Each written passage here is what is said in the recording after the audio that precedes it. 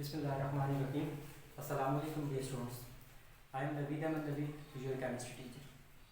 Class 10th जो है इसका यूनिट नंबर 11 ऑर्गेनिक केमिस्ट्री चल रहा है और आज इसके लेक्चर नंबर 3 के साथ मैं आपके सामने हूँ। प्रीवियस जो लेक्चर था that was about the representation of organic compounds. उसमें हमने ये पढ़ा था कि हम किसी ऑर्गेनिक कंपाउंड को किस किस तरीके से रिप्रेजेंट कर सकते हैं। डियर स्टूडेंट्स, आज का जो टॉपिक हमारे पास है वो है क्लासिफिकेशन ऑफ ऑर्गेनिक कंपाउंड्स। याद रखें कि ऑर्गेनिक कंपाउंड्स की जो तादाद है वो बिलियंस में है, शायद ट्रिलियंस में है।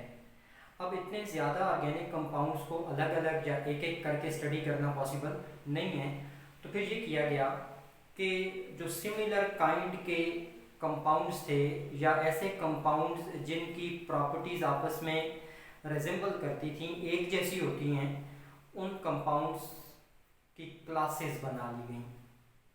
एक जैसे कंपाउंड्स को एक क्लास में रख लिया गया जिसको हम क्लासिफिकेशन का नाम देते हैं। तो अब देखें कि ऑर्गेनिक कंपाउंड्स को हम कैसे क्लासिफाई कर सकते हैं। तो डियर स्टूडेंट्स, ऑर्गेनिक कंपाउंड्स की दो मेजर क्लासेस हैं, ओपन चेन ऑर्गेनिक कंपाउंड या एसाइक्लिक ऑर्गेनिक कंपाउंड्स, और second one is close chain organic compounds या cyclic organic compound. Open chain या एसाइक्लिक और क्लोज चेन या साइक्लिक, ये दो जो है वो ऑर्गेनिक कंपाउंड की मेजर क्लासेस हैं। अब इन दो क्लासेस को फर्दर डिवाइड किया गया है। तो सबसे पहले हम बात कर लेते हैं ओपन चेन या एसाइक्लिक पे। ओपन चेन या एसाइक्लिक कंपाउंड्स की फर्दर जो क्लासिफिकेशन है वो दो तरीकों से की गई है। एक है नेचर ऑफ चेन, चेन से मुराद है कार्बन की चेन, ओके, और second one is basis of bonding. On the nature of chain या on the basis of nature of chain और on the basis of chemical bonding. Dear students, अगर हम chain की nature के हिसाब से देखें तो जो ओपन चेन कंपाउंड्स हैं these may be straight chain और ब्रांच्ड चेन। अब ये स्ट्रेट चेन और ब्रांच चेन से क्या मुराद है? ये स्टूडेंट्स, मैं पहले बता चुका हूं कि चेन से मुराद है कार्बन चेन। तो स्ट्रेट चेन से मुराद ये होगा कि एक कंपाउंड के अंदर जितने भी कार्बन्स हैं उनकी चेन जो है वो बिल्कुल स्ट्रेट होगी। फॉर एग्जाम्पल, मैं एक कंपाउंड है जिसका मॉलिक्यूलर फार्मूला है C4H10, कंपाउंड का नाम है ब्यूटेन। अब इस ब्यूटेन की स्ट्रेट चेन और ब्रांच चेन दोनों स्ट्रक्चर आपके सामने बनाने लगा हूं, समझना है। C4 तो स्ट्रेट चेन में कैसे बनेगा? C4 चारों कार्बन्स को ऐसे आप स्ट्रेट चेन में लिख लें और हर कार्बन के साथ जो इसके नंबर ऑफ हाइड्रोजन है आपको प्रीवियस लेक्चर में बता चुका हूं। यहाँ 2 हाइड्रोजन लगेंगे, यहाँ 2 हाइड्रोजन बॉन्डेड होंगे और यहाँ 3 हाइड्रोजन बॉन्डेड होंगे। नाउ यू कैन सी कि यहाँ पर ये कार्बन की चेन है और कार्बन की ये जो चेन है ये बिल्कुल स्ट्रेट है। तो ऐसे तमाम कंपाउंड्स जिनमें कार्बन की चेन स्ट्रेट होगी उसको हम स्ट्रेट चेन कंपाउंड्स का नाम देंगे। लेकिन अगर ऐसा हो जाए कि कुछ कार्बन स्ट्रेट हो जाएं और कुछ जो है वो ब्रांचेस में आ जाएं, ब्रांचेस से मुराद ये कि जो कार्बन स्ट्रेट चेन से बाहर आएगा ना वो ब्रांच होगा। तो कुछ कार्बन जो है वो स्ट्रेट में आ जाए, कुछ जो है वो ब्रांचेस में आ जाएं, तो इस किस्म के कंपाउंड को हम क्या कहेंगे? ब्रांच चेन कहेंगे। अब आप देखें इसी C4H10 की ब्रांच शेप भी बनाते हैं। तो डियर स्टूडेंट, ये देखें इसकी ब्रांच कैसे बनेगी कि टोटल 4 हैं, 4 में से 3 को हम स्ट्रेट में लिख देते हैं, चौथे को हम यहाँ ब्रांच में लिख देते हैं। अब हाइड्रोजन लगा दो, इसके साथ 3 हाइड्रोजन लगेंगे, 1 2 3, तो इसके साथ 1 हाइड्रोजन लगेगा, इसके साथ भी 3 हाइड्रोजन लगेंगे और इसके साथ 3 हाइड्रोजन लगेंगे और चौथा हाइड्रोजन जो है वो ये। अब ये स्टूडेंट आप देखें कि यहाँ पर कार्बन चेन ये है जो बिल्कुल स्ट्रेट है और ये जो कार्बन आपके पास आ गया है ये किस में आ गया है? ब्रांच में। तो अगर कम से कम एक कार्बन ब्रांच में आ जाए तो उस कंपाउंड को हम किस कैटेगरी में रखेंगे? ब्रांच चेन में रखेंगे। अब ये भी ब्यूटेन है, ये भी ब्यूटेन है, फर्क किसका है? स्ट्रक्चर का फर्क है, एक में स्ट्रेट और एक में ब्रांच। तो जब हम नाम लिखेंगे तो जो स्ट्रेट चेन होता है इसके नाम के साथ n लिखा जाता है, मतलब ये जो है इसका नाम बनेगा n ब्यूटेन, और ये जो है इसके नाम के साथ आएगा आइसोब्यूटेन, n ब्यूटेन और आइसोब्यूटेन। और अगर ब्रांचेस दो हो जाएं एक ही कार्बन नंबर 2 पे तो फिर न्यू जो है वो वर्ड यूज किया जाता है। तो ये हमारे पास होगी दो classes on the basis of nature of chain, कौन सी? स्ट्रेट चेन और ब्रांच चेन। इसके बाद basis of bonding, chemical bonding, carbon carbon की बॉन्डिंग की बेस पे अगर हम आए तो कार्बन कार्बन की बॉन्डिंग की बेस पे सैचुरेटेड और अनसैचुरेटेड ये दो टाइप्स हैं कंपाउंड्स की। अगर बेटा कार्बन और कार्बन के बीच में सारे के सारे जो है वो सिंगल कोवेलेंट बॉन्ड है तो फिर हमारे पास ये क्लास ऑफ कंपाउंड कहलाएगी अल्केन। लेकिन अगर कार्बन और कार्बन के बीच में एक डबल बॉन्ड है तो फिर क्लास ऑफ कंपाउंड क्या कहलाएगी? अल्कीन। और अगर कार्बन और कार्बन के बीच में ट्रिपल कोवेलेंट बॉन्ड है तो फिर ये क्लास ऑफ कंपाउंड क्या कहलाएगी? अल्काइन। ये जो आपके सामने मैंने लिखा है, स्ट्रक्चर लिखी हुई है, आप देखें ब्यूटेन की, तो कार्बन कार्बन के बीच में सारे के सारे सिंगल कोवेलेंट बॉन्ड हैं, तो butane belongs to class alkane. लेकिन अगर कोई ऐसा कंपाउंड आ जाता है, फर्ज करो कि ये आपके पास है जी CH2 double bond CH single bond CH3, आप इस स्ट्रक्चर में देख सकते हैं कि यहां पर ये कार्बन और कार्बन के बीच में कौन सा बॉन्ड आ गया? डबल कोवेलेंट बॉन्ड आ गया है। तो डबल कोवेलेंट बॉन्ड की वजह से ये जो कंपाउंड आपके पास है ये किस क्लास से बिलोंग करेगा? क्लास अल्कीन से बिलोंग करेगा, और डियर स्टूडेंट इसका नाम होता है प्रोपीन।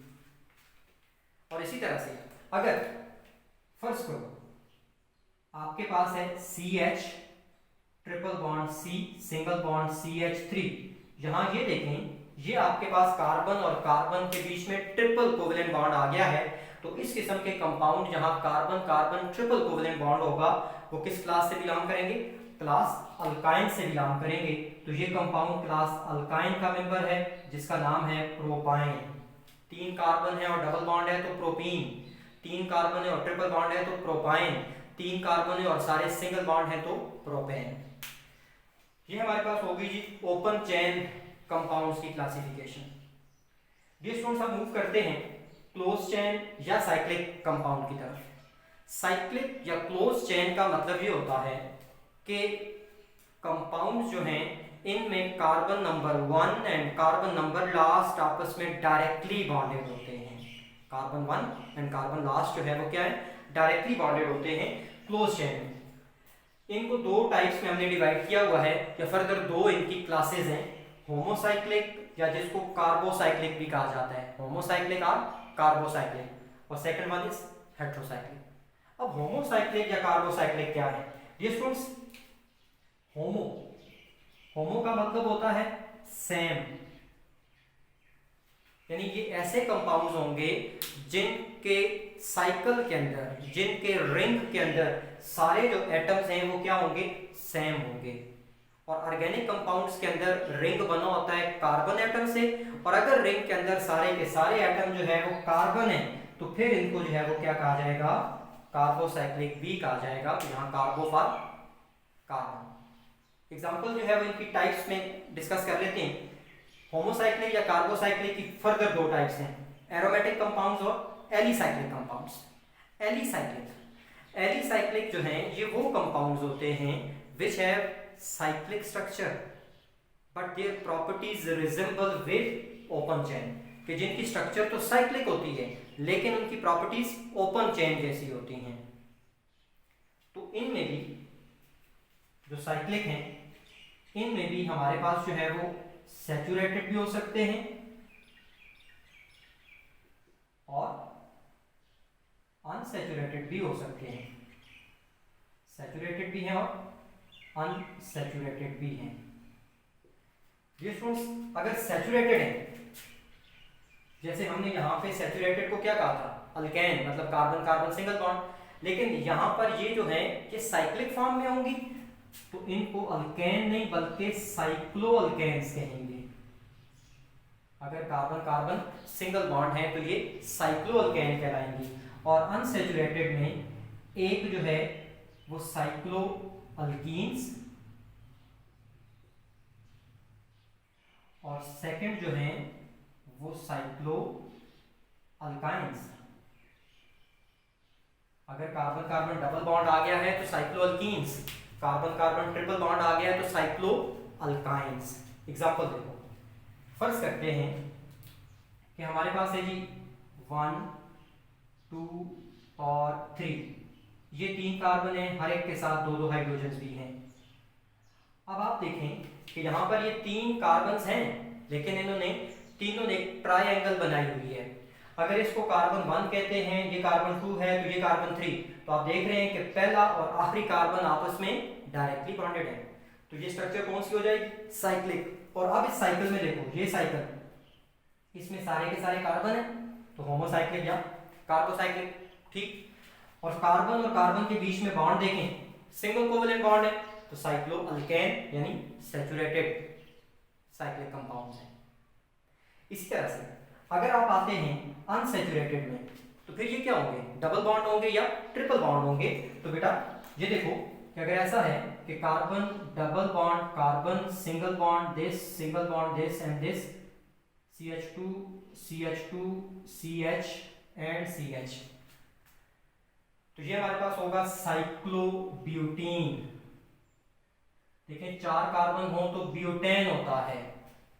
अब यहाँ 4 कार्बन अगर स्ट्रेट चेन में है तो ब्यूटीन होगा, यहाँ 4 कार्बन है बट साइक्लिक में है तो साइक्लोब्यूटीन। और ये जो ऊपर मैंने ट्रायंगल बनाया है दिस इज साइक्लोप्रोपेन। क्यों, 3 कार्बन वाले कंपाउंड को हम क्या कहते हैं, प्रोपेन कहते थे, और अब ये प्रोपेन साइक्लिक फॉर्म में आ गया तो साइक्लोप्रोपेन। ये साइक्लोब्यूटीन है, मतलब डबल बॉन्ड आ गया।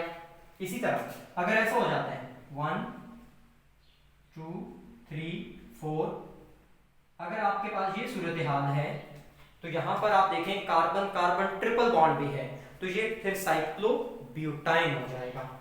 ये क्या हो जाएगा जी, साइक्लोब्यूटाइन। ये हमारे पास क्लासिफिकेशन होगी किसकी, होमोसाइक्लिक की क्लासिफिकेशन में एलिसाइक्लिक को हमने पढ़ लिया। Second one is aromatic. ये स्टूडेंट्स एरोमेटिक कहते हैं benzene and it's derivatives. Aromatic में कौन आएगा, बेंजीन और उसके डेरिवेटिव्स। अब आप देखें हमारे पास है कि बेंजीन C6H6, बेंजीन का फॉर्मूला है C6H6।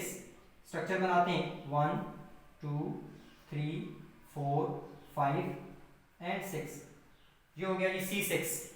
बीच में अल्टरनेट पोजीशन पे डबल बॉन्ड है और हर कार्बन के साथ एक एक हाइड्रोजन भी है, तो ये C6H6 हो गया, ये बेंजीन है। और इसके डेरिवेटिव्स, डेरिवेटिव्स का मतलब ये है कि आप बेंजीन में से हाइड्रोजन एक या एक से ज्यादा रिप्लेस करें और उसकी जगह कोई नया आइटम या ग्रुप लगा दें। फर्स्ट करो बेंजीन, हमारे पास बेंजीन की शॉर्ट फॉर्म हम ऐसे लिखते हैं, हेक्सागोन बना लेते हैं, बीच में जो है वो डबल बॉन्ड डाल देते हैं। फर्स्ट करें एक हाइड्रोजन को हटा के हमने OH लगा दिया, तो कंपाउंड का नाम हो जाता है फिनोल। तो ये फिनोल जो है this is a derivative of benzene. तो ये एरोमेटिक कंपाउंड हो गए। अब आते हैं हेट्रोसाइक्लिक की तरफ। ये स्टूडेंट्स हेट्रोसाइक्लिक क्या है, हेट्रो मीन डिफरेंट। ये जो वर्ड हेट्रो है इसका मतलब होता है डिफरेंट। तो ये ऐसे साइक्लिक कंपाउंड होंगे जिनके रिंग में कम से कम एक एटम कार्बन के अलावा कोई और होगा, यानी एक एटम कार्बन से डिफरेंट होगा और उस डिफरेंट एटम को हेट्रो एटम कहेंगे। For example if we have, इसकी एग्जांपल मैं यहां पर लिख रहा हूं, let we have this compound,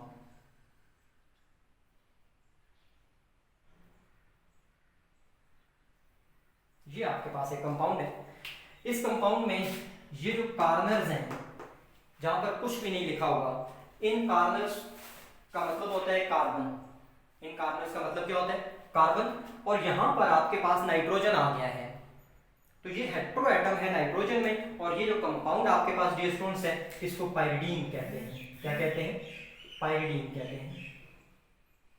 तो रिंग के अंदर अगर कार्बन के अलावा कोई और एटम आ जाता है तो वो क्या कहलाएगा? पाइरिडीन।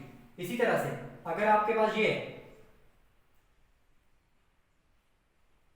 और यहां आ गया जी ऑक्सीजन, इधर भी जो है वो डबल बॉन्ड है, इधर भी जो है वो डबल बॉन्ड है, बाकी हर जगह जितने भी कार्नर्स हैं ये किसको शो कर रहे हैं? कार्बन और उनके साथ हाइड्रोजन को। बीच में ये ऑक्सीजन आ गया है हेटेरो एटम के तौर पे, तो ये जो कंपाउंड है इसका नाम क्या हो जाएगा? फ्यूरेन। और ये क्या है जी? एक हेटेरोसाइक्लिक कंपाउंड है। तो डियर स्टूडेंट ये हमारा आज का टॉपिक है। तो आपका जो होमवर्क है वो यही है कि ये जो स्केच मैंने आपके सामने ड्रॉ किया है, इसी स्केच को आपने अपनी नोटबुक्स पे बेहतरीन तरीके से ड्रा कर लेना है। Thank you so much. अल्लाह हाफिज़।